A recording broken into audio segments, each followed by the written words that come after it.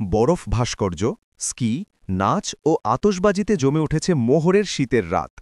চীনের সবচেয়ে উত্তরের শহর মোহতে যখন -30°C জমে যাচ্ছে, তখনও থামে না শীতকে উপভোগ করতে ছুটে আসা পর্যটকদের ভিড়।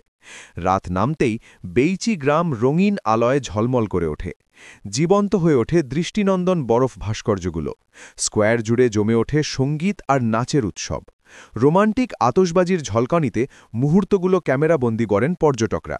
তীব্র শীতেও ছড়িয়ে পড়ে প্রাণবন্ত উৎসবের উষ্ণতা। পর্যটক ছিন শুয়ে বলেন, তাপমাত্রা -30° হলেও সবাই এত উচ্ছ্বাসে নাচছে যে মনে হচ্ছে গরম পড়ছে। এখানকার বরফ ভাস্কর্যগুলো সত্যিই দারুণ। স্কি প্রেমীদের জন্য এবছর প্রথমবারের মতো রাতের স্কিইংয়ের ব্যবস্থা করেছে স্থানীয় রিসোর্টগুলো।